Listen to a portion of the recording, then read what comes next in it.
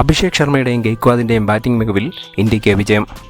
Debut മാച്ചിൽ ഡെക്കിൽ പോയതിൻ്റെ ക്ഷീണം സെഞ്ചുറി അടിച്ചാണ് അഭിഷേക് നികത്തിയത്. 8ാം ഓവറിൽ മസക്കഡസയ്ക്ക് ലോങ് ഓഫിൽ ഒരു ചാൻസ് നൽകിയെങ്കിലും അത് ക്യാച്ചാക്കി മാറ്റാൻ മസക്കഡസയ്ക്ക് കഴിഞ്ഞില്ല. അതിന് സിംബാബ്വെ കൊടുക്കേണ്ടി വന്നത് വലിയ വിലയാണ്. 47 ബോളിൽ 7 4-ഉം 8 6-ഉം ഉൾപ്പെടെ സെഞ്ചുറി തികച്ച അഭിഷേക് തൊട്ടടുത്ത ബോളിൽ ബാക്ക്വേർഡ് പോയിന്റ് ഫീൽഡർക്ക് ക്യാച്ച് നൽകി മടങ്ങി. തുടക്കത്തിലെ ക്യാപ്റ്റൻ ഗിൽ മടങ്ങിയെങ്കിലും ഗെയ്ക്വാദും അഭിഷേകും രണ്ടും കൽപ്പിച്ചാണ് ഇന്ന് ബാറ്റ് ചെയ്തത്. ക്രീസിലെത്തി ആദ്യ ബോളിൽ തന്നെ ഗെയ്ക്വാദ് ഒരു റിട്ടേൺ ക്യാച്ചിലൂടെ പുറത്താവേണ്ടതായിരുന്നു. പക്ഷേ അപ്പോൾ കിട്ടിയ ലൈഫ് അദ്ദേഹവും മുതലാക്കി. 17ാം ഓവറിലെ ആദ്യ ബോളിൽ ലോങ് ഓൺ ഫീൽഡർ ബെനറ്റും ഗെയ്ക്വാദിന് ഒരു ലൈഫ് കൂടി നൽകിയതോടെ 47 ബോളിൽ 77 റൺസ് നേടാൻ അദ്ദേഹത്തിന് കഴിഞ്ഞു. റിങ്കു സിംഗും ഇന്ന് മികച്ച ഫോമിലാണ് ബാറ്റ് ചെയ്തത്. 22 ബോളിൽ 5 6-ഉം 1 4-ഉം ഉൾപ്പെടെ 48 റൺസായിരുന്നു റിങ്കുവിൻ്റെ സമ്പാദ്യം.